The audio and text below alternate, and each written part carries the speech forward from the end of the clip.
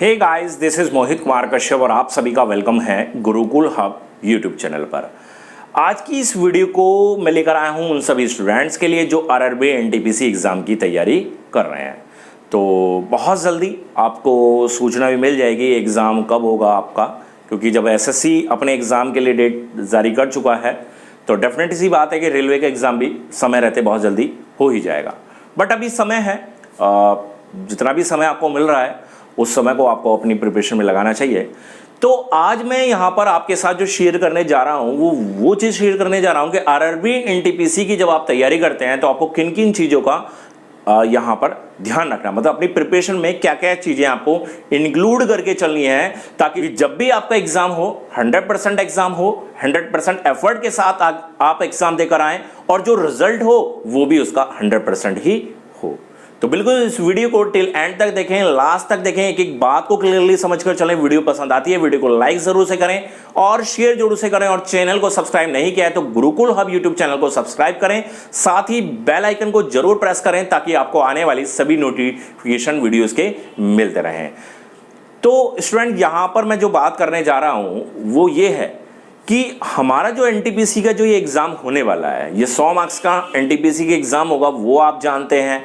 ये 90 मिनट का एग्जाम होगा, वो भी आप जानते हैं। मैथ्स 30 मार्क्स का होगा, रीजनिंग 30 मार्क्स का होगा और 40 मार्क्स की जनरल अवेयरनेस होगी, ये आप जानते हैं। लेकिन यहां पर किस किस तरह के सवाल पूछे जाएंगे, कौन कौन से टॉपिक्स हैं उनसे ज्यादा सवाल पूछे जाएंगे, ये आप नहीं जानते होंगे। तो इसलिए ये बेनिफिशियल वीडियो मैं आप लोगों के लिए लाया हूं ताकि आप एक स्ट्रेटेजी प्लान करके उस तरीके से आप पढ़ाई को अपनी बरकरार रख पाएं। क्योंकि मेरी हमेशा कोशिश यही रहती है कि आपको कुछ मोटिवेशनल वीडियोस लाऊं, कुछ स्ट्रेटेजी से रिलेटेड वीडियोस लेकर आऊं ताकि आप अपने प्रिपरेशन को बेहतर बनाकर चल सकें।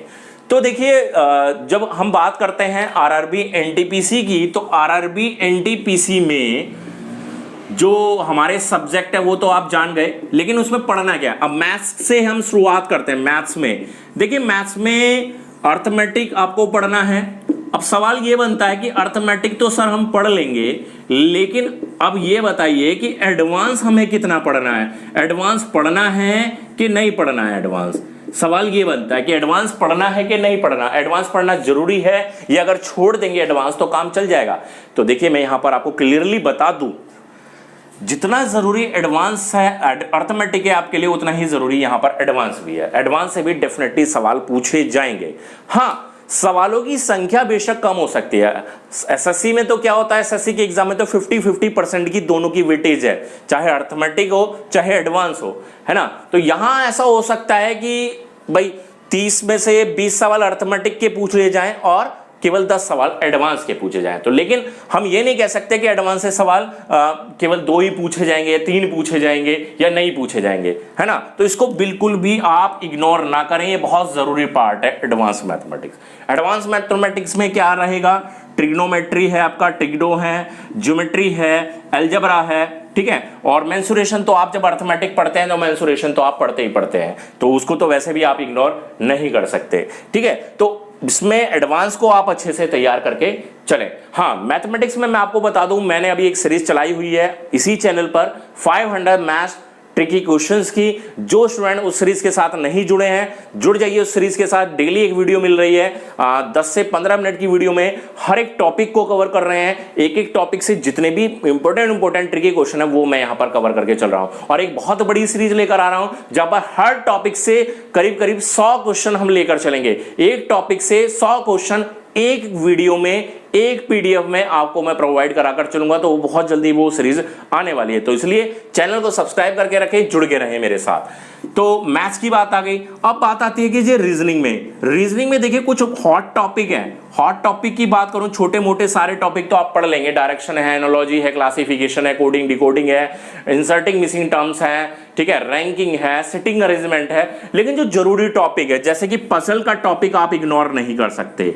पजल के टॉपिक से जरूर सवाल पूछा जाएगा, ठीक है। सिलोजिज्म का टॉपिक है, सिलोजिज्म का टॉपिक जो आता है, कथन निष्कर्ष वाले जो क्वेश्चंस आते हैं वहां से सवाल जरूर, न्याय निगमन जिसको बोलते हैं न्याय निगमन, ठीक है, वहां से सवाल पूछा जाएगा। एक आता है स्टेटमेंट अजम्पशन वाला टॉपिक, स्टेटमेंट अजम्पशन वाला जो टॉपिक होता है बच्चों, उसको आप बिल्कुल भी इग्नोर ना करें। कुछ बच्चे क्या होते हैं, टफ सा टॉपिक देखेंगे, टफ सा टॉपिक है, छोड़ देते हैं भाई इसको, है ना, लेकिन ये नहीं जानते कि उससे सबसे ज्यादा सवाल आने वाला है, और वो एक ऐसा सवाल होगा जिसपे मैक्सिमम बच्चे इग्नोर कर जाते हैं। और स्टूडेंट हमेशा मेरी एक बात को याद रखना, हमेशा सिलेक्शन आपका वो क्वेश्चन कराएगा जो बाकी स्टूडेंट छोड़ जाएंगे और आप करके आएंगे, है ना। तो कभी भी इस तरह की गलती ना करें, सभी टॉपिक इंपॉर्टेंट है। ध्यान रखें, क्लॉक से सवाल पूछा जाता है, क्लॉक से सवाल जरूर करके चले। कैलेंडर से सवाल लगातार पूछे गए, पिछले आरआरबी एनटीपीसी में भी पूछा गया है, एएलपी में भी पूछा गया, पिछले 2018 में जब एग्जाम हुआ ग्रुप डी के हर एक पेपर में सवाल पूछा गया है, तो उसको भी बहुत अच्छे से तैयार कर ले, ठीक है। तो बिल्कुल भी यहां पर आप लापरवाही ना बरतें। बात करते हैं, सबसे मेन टॉपिक आता है हमारा जीके जीएस का, ठीक है। अब जीके जीएस जीए में इतनी सारी चीजें बोली गई हैं, उसमें क्या छोड़ें क्या पढ़ें, है ना, वो बहुत जरूरी है, समझते हैं। देखिए, जी का मतलब हो गया जनरल, ई का मतलब हो गया जनरल अवेयरनेस, ठीक है, अवेयरनेस। तो सब कुछ जानकारी आपको होनी चाहिए। करंट अफेयर हमें यहां पर बहुत अच्छे से पढ़ना है। करंट अफेयर की एक सीरीज हमने चलाई हुई भी है, पूरे 1.5 साल की करंट अफेयर हम वहां पर उस सीरीज के जरिए कराकर चलेंगे। हर महीने की करंट अफेयर को 3 पार्ट में हम आपको प्रोवाइड करा रहे हैं फ्री ऑफ कॉस्ट, उसके साथ जुड़िए। करंट अफेयर यहां पर आएगी 40 सवालों में बच्चों सीधे सीधे आप कह सकते हैं कि 10 सवाल करंट अफेयर से पूछे जाएंगे, 10 से 15 भी हो सकते हैं, क्योंकि करंट अफेयर को इंटर रिलेट करना चाहिए हमेशा आपको स्टैटिक जीके से। स्टैटिक जीके अब कहेंगे सर वो कैसे इंटर रिलेट होती है, तो मेरी बात सुनो।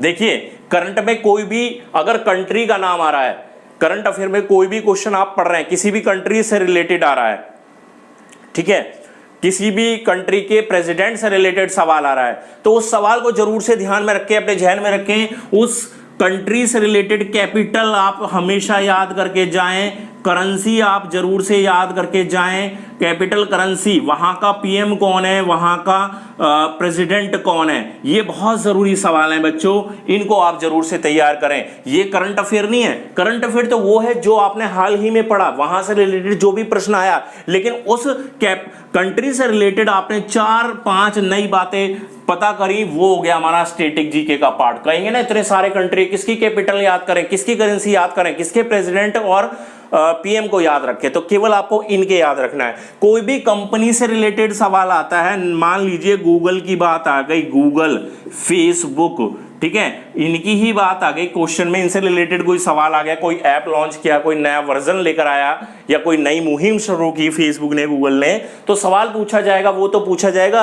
लेकिन गूगल के सीईओ सुंदर पिचाई हैं या फेसबुक के मार्क जुकरबर्ग हैं, ठीक है, ये आपको अलग से तैयार करना है। गूगल का फाउंडर कौन है, इसकी फॉर्मेशन कब हुआ, इसका हेडक्वार्टर कहां पर है, ये आपको पता होना चाहिए। फिर बात कर रहे हैं यूएनओ की, संयुक्त राष्ट्र संघ की बात कर रहे हैं। संयुक्त राष्ट्र संघ से संबंधित जुड़ी हुई जितनी भी संस्थाएं हैं, उन सारी संस्थाओं के हेडक्वार्टर कहां पर हैं, उनके हेड कौन हैं, ठीक है, उनका फॉर्मेशन कौन किसने किया, ठीक है, वो कब हुआ, तो ये सारी चीजें आपको पता होनी चाहिए।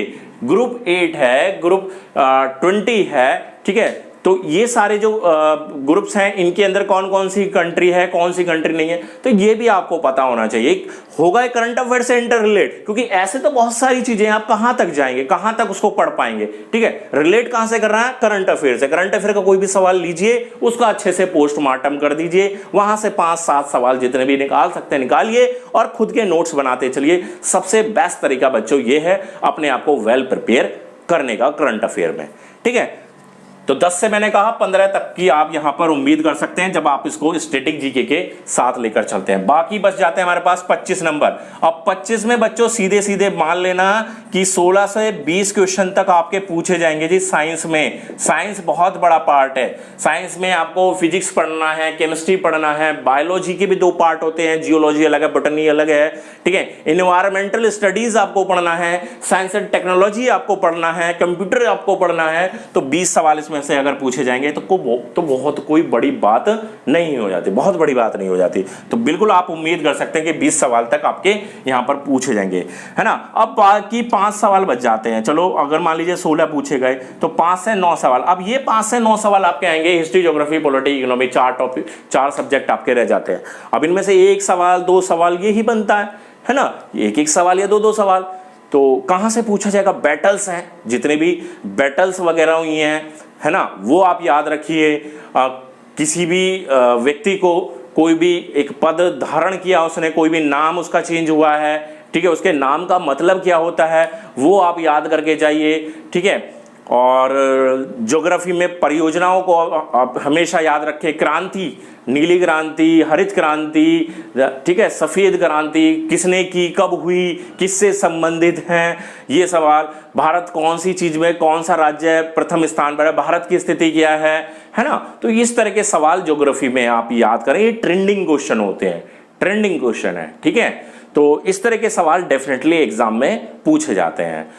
अनुच्छेद भी अगर आप याद कर रहे हैं तो कोई चीजें ये देखिए कि जैसे अभी NIA का मुद्दा आया, CA का मुद्दा आया, तो उससे रिलेटेड चीजों को इंटरलेट कीजिए। धारा 370 है, ठीक है, उसमें क्या संशोधन है, मतलब कैसे उसको खत्म किया गया, तो वो सारी चीजें इंटरलेट करके करंट से तब उसको तैयार कीजिए, सवाल वहीं से बनेगा डेफिनेटली, ठीक है। तो यही होता है पढ़ने का एक सही तरीका, एक सही वे, ताकि हम सही चीज पर पहुंच पाए। क्योंकि पढ़ने को अगर बैठेंगे तो जनरल अवेयरनेस, जनरल साइंस, है ना, जनरल नॉलेज बहुत बड़ा ब्रॉड एरिया, बहुत बड़ा एरिया है जी, उसको कहां तक कवर करेंगे, है ना। जितना पढ़ेंगे उतना कम ही लगेगा कि मैंने तो कुछ नहीं पढ़ा, पता लगा कि इसमें से सवाल नहीं है। तो यही होता है कि हम सही जगह पर कैसे पहुंचे। होता ना, एक होता है हार्ड वर्क, एक होता है स्मार्ट वर्क। तो स्मार्ट वर्क क्या है? स्मार्ट वर्क क्या है? स्मार्ट वर्क यही स्मार्ट वर्क है कि आपने उन चीजों को पहले से भांप लिया, उन चीजों को पहले से समझ लिया जो आपके इस एग्जाम में पूछी जानी है। ये सिमिलर सारी चीजें मैं ग्रुप डी के लिए भी बोलूंगा, है ना। कुछ बच्चे होंगे ऐसे जो NTPC और ग्रुप डी दोनों की तैयारी कर रहे होंगे, तो मैं बिल्कुल बोलूंगा कि ग्रुप डी के लिए भी सेम आप इसी स्ट्रैटेजी के साथ, इसी अप्रोच के साथ जो सारी चीजें मैंने बताई हैं उसी तरीके से करके चलें। डेफिनेटली आपको एक बेहतर रिजल्ट मिलेगा, एक ऐसा रिजल्ट मिलेगा जो आपके वाकई में सपनों को पूरा कर जाएगा। तो आई थिंक स्टूडेंट्स आपको मेरी सारी बातें यहां पर समझ में आ गई होंगी, और अगर समझ में आ गई हैं तो बिल्कुल अपनाइए इनको, है ना, इनको इंप्लीमेंट कीजिए। डेफिनेटली आपका एग्जाम 4-5 महीने में आई थिंक हो ही जाएगा, है ना। लास्ट तक उम्मीद कर सकते हैं कि हम, चलिए दिसंबर तक की उम्मीद कर लेते हैं कि दिसंबर तक हो ही जाना तय है, होना तो है, डेफिनेटली होना है, ठीक है। तो वही है कि अभी समय है थोड़ा सा, स्ट्रैटेजी अगर अभी तक बेहतर नहीं बन पाई है तो एक सही स्ट्रैटेजी के साथ, एक सही टाइम टेबल के साथ, सही अप्रोच के साथ अपनी तैयारी को बरकरार रखिए। तो वीडियो पसंद आ गई हो, वीडियो को लाइक जरूर से कर दें, शेयर जरूर से कर दें, क्योंकि ऐसी वीडियो अगर शेयर करते हैं तो लोगों का और भी स्टूडेंट्स का मनोबल बढ़ेगा और वो भी अपनी प्रिपरेशन को बेहतर कर पाएंगे। और आपने अभी तक हमारे चैनल को सब्सक्राइब नहीं किया है तो जल्दी से चैनल को सब्सक्राइब कर दीजिए, साथ ही ऑल ऑप्शन के साथ बेल आइकन दबा दीजिए ताकि आपको आने वाली सभी वीडियोस के नोटिफिकेशन टाइम से मिलते रहे। तो मिलते हैं नेक्स्ट वीडियो के साथ, तब तक गुड बाय, थैंक यू।